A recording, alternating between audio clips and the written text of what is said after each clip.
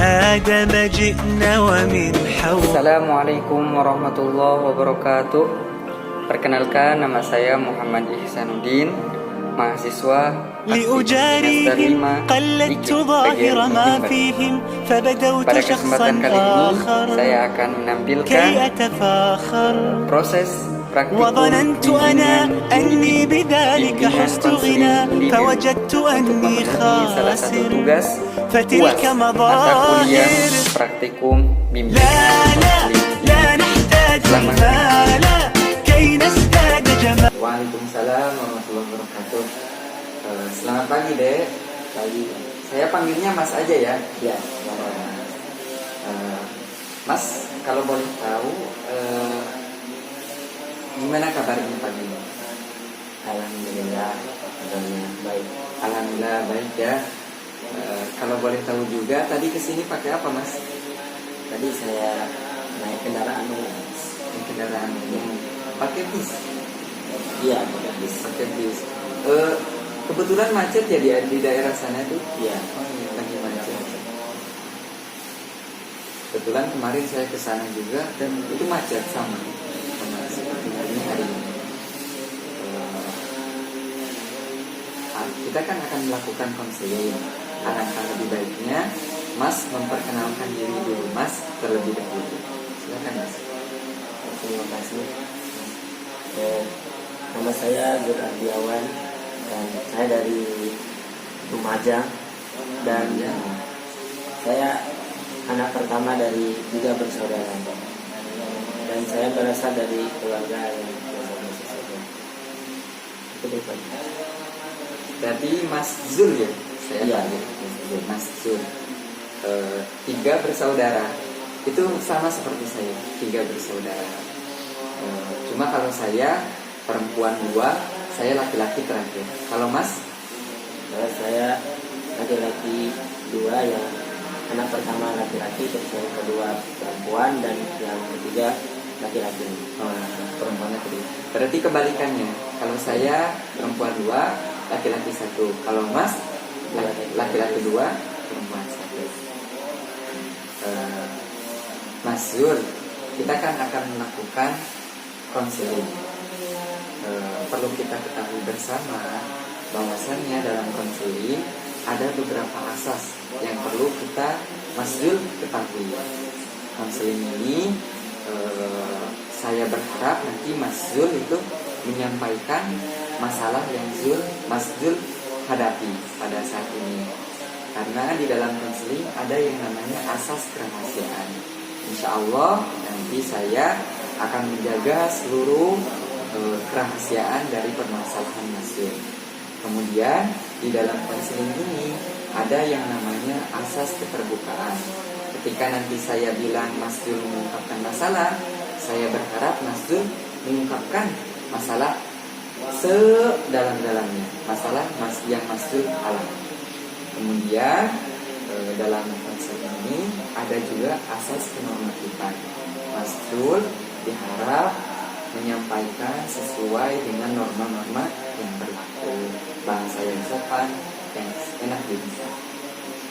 Gimana Mas Zul, sudah siap untuk konseling kita pada kali ini? Sudah siap. Ketika Mas Zul sudah siap, saya berharap sekarang Mas Zul untuk bisa memaparkan masalah yang Mas Zul hadapi. Silakan Mas Zul. Terima kasih. Sekarang masalah ini saya itu adalah tentang wanita. Wanita. Ya, yang disebut dengan bucin. Dan sampai pelajaran saya terganggu gara-gara bucin itu. Nah, ini sekarang baru datang setelah akhir-akhir ini saya dihantui dengan rasa bucin.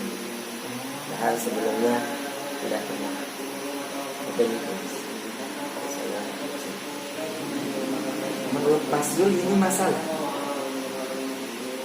Ya, ini adalah permasalahan kalau menurut saya, karena ini telah mengganggu pelajaran saya. Kalau boleh tahu ya Mas Zul,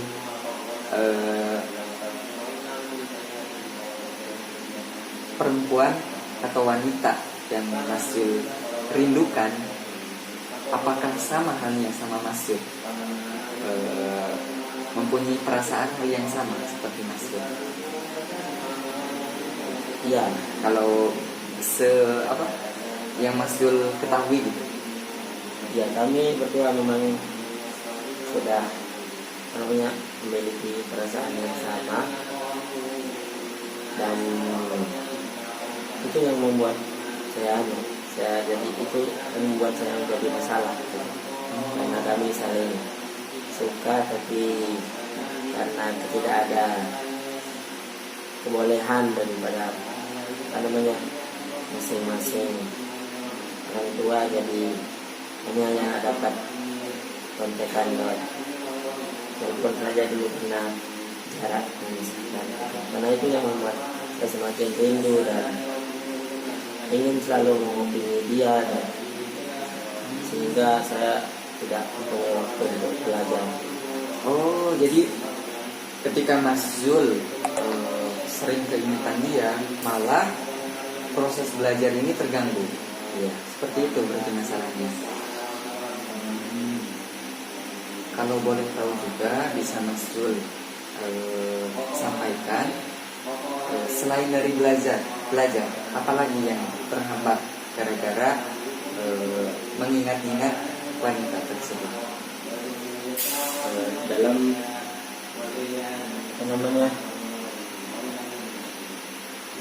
makan juga terganggu gitu. Karena akhir-akhir ini saya juga sering tidak ada kabar gitu. Sehingga saya selalu menunggu sampai lupa makan kayak gitu. Kalau boleh tahu dia pesantren? Dia bukan pesantren, dia dia sudah kerja, dia sudah kuliah. Oh, sudah kuliah, berarti sama ya sama Mas ya. Apakah sebelumnya ada komunikasi, kesepakatan seperti apa? Sudah ada kesepakatan untuk jarang kontekan, tapi karena rasa rindu itu selalu ada, akhirnya kami lupa. Dan kalau kita sedang fokus kuliah.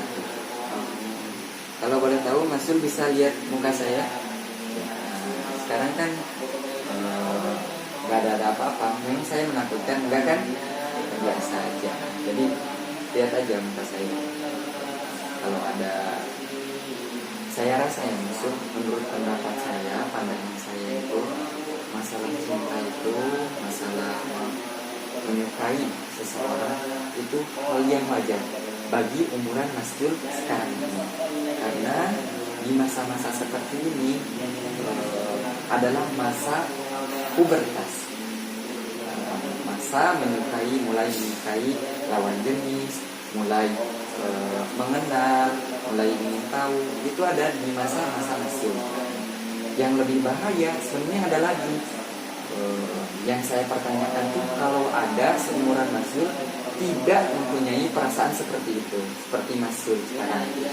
Jadi bagaimana permasalahannya itu sekarang, bagaimana kita mengatur rasa ini malah menjadi penyemangat dalam hidup kita dan hidup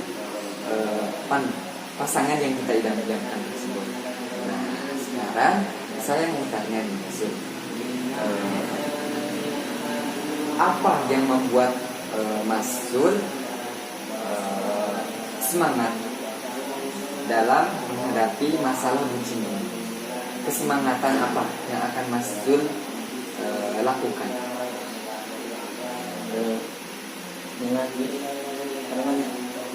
Dengan bucin ini mungkin saya ingin belajar dari bagaimana mengenali wanita, bagaimana mengenali wanita lebih dalam, agar nanti setelah saya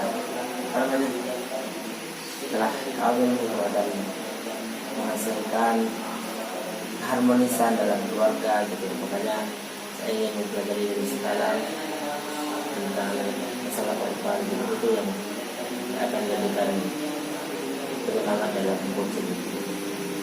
Dalam segi positif konseling ini adalah saya akan mengambil untuk mengamati wanita. Kalau boleh tahu nih Mas Yul kan sekarang kuliah ya. Si wanita kan kuliah juga, sama-sama menempuh pendidikan. Nah,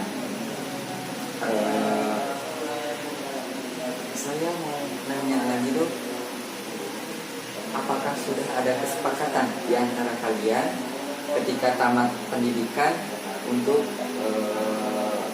tunangan, untuk menikah? Apakah sudah ada? Sudah ada. Ya, Sudah ada kesepakatan untuk menikah setelah lulus dari sini. Dan tapi yang menghantui saya dalam kesepakatan tersebut, takutnya nanti kalau udah tamat dia malah Ke orang lain. iya, makanya saya selalu menghubungi setiap waktu menanyakan perhatian. Terima kasih Mas Yul telah menyampaikan masalahnya. Yang saya tangkap adalah sebenarnya perasaan ini adalah perasaan yang sangat wajar bagi setiap umat, setiap insan yang hidup di muka bumi ini ketika umuran di atas pubertas. Namun yang menjadi masalah adalah pelampiasan kita, dalam menghadapi hal tersebut. Nah, saya berharap Mas Yul bisa mengambil pelajaran dari perasaan tersebut menjadi sesuatu hal yang positif. Mulai dari Mas Yul nih ingin otot besar, ingin hafal Al-Quran, ingin hafal ribuan hadis. Nah, kita usahakan penyemangat dalam itu semua. Saya yakin kalau kitanya orang baik, nanti akan Allah berikan pasangan yang baik pula. Jadi saya rasa untuk sekarang memfokuskan diri untuk menjadi pribadi yang terbaik. Perempuan itu akan memperbaiki dirinya juga. Kalau maksudnya baik, nanti si wanitanya pun akan baik. Mungkin seperti itu. Apakah ada masalah lain selain itu, Mas Yul? Mungkin tidak ada. Itu saja. Saya rasa Mas Yul punya gambaran tersendiri mengaplikasikannya rasa bucin ini untuk hal yang positif. Mas Yul punya beberapa deretan ide-ide pemikiran positif yang membuat semangat hidup Mas Yul. Saya rasa konseling kita pada kesempatan kali ini kita cukupkan sekian. Dan bagi saya rasa pula ini bukan masalah yang sangat besar. Bagaimana Mas Yul nanti mengekspresikan waktu belajar Mas Yul agar bisa saling menyemangati. Mungkin seperti itu. Kita akhiri saja konseling kali ini. Apabila nanti 2 minggu ke depan Mas Yul masih seperti ini, bisa menghubungi saya kembali. Kita akhiri sekian. Semoga kita bisa bertemu kembali. Assalamualaikum warahmatullahi wabarakatuh.